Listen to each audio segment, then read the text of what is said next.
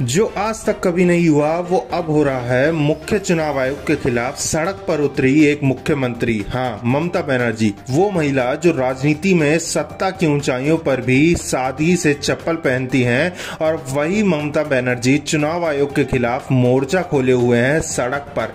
और सड़कें, बंगाल की सड़कें आज सिर्फ सड़कें नहीं रही, भीड़ का समंदर बन गई हैं।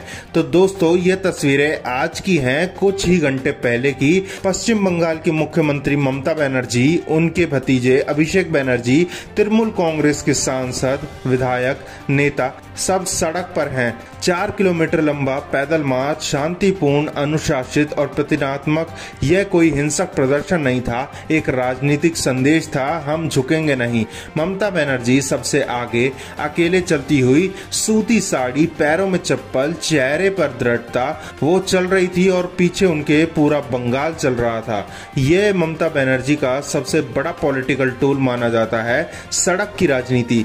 जब वो सत्ता में होती हैं तब भी वे सड़क पर रहती हैं, जब वे विपक्ष में होती हैं तब भी वो सड़क पर रहती हैं। यही उनकी असली ताकत है। तो सवाल ये है, आखिर ममता बनर्जी सड़कों पर क्या कर रही हैं? मुद्दा क्या है? मुद्दा है SIR, special identification register.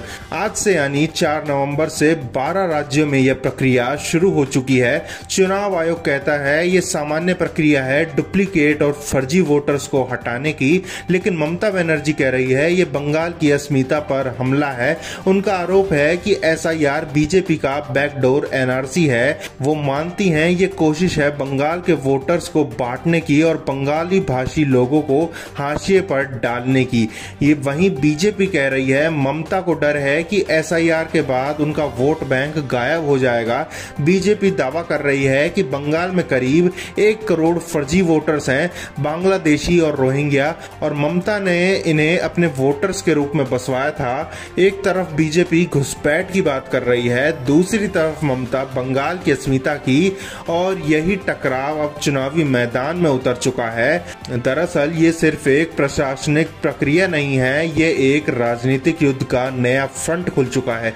BJP चाहती है कि ये मुद्दा राष्ट्रीय सुरक्षा के रूप में उभरे, ममता चाहती है कि ये बंगाल की पहचान के रूप में उभरे, और चुनाव आयोग वो बीच में फंस गया है। मुख्य चुनाव आयुक्त तो ज्ञानेश कुमार से जब ये पूछा गया कि TMC के नेता खुले तौर पर धमकी दे रहे हैं अगर एक भी वोट डिलीट हुआ तो खून की नदियां बहेंगी, तो उन्होंने सिर्फ इतना कहा, वो उनका काम है, हमारा काम हम करेंगे।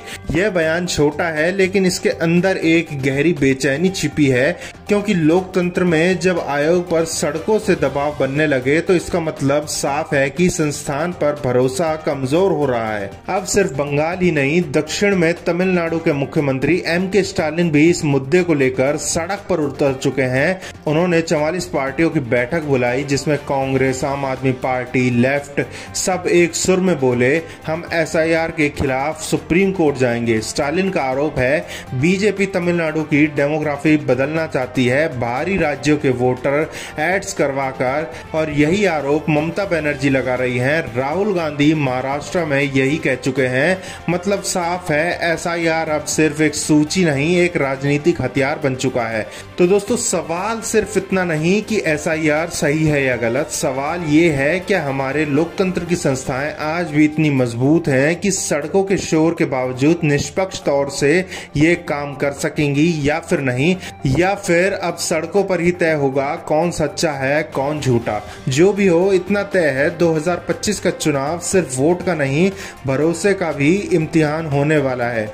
अगर आपको यह विश्लेषण पसंद आया हो तो हमारे चैनल को लाइक, शेयर, सब्सक्राइब जरूर करें। फिर से मिलेंगे एक नए सवाल के साथ, क्योंकि सवाल पूछना जरूरी है।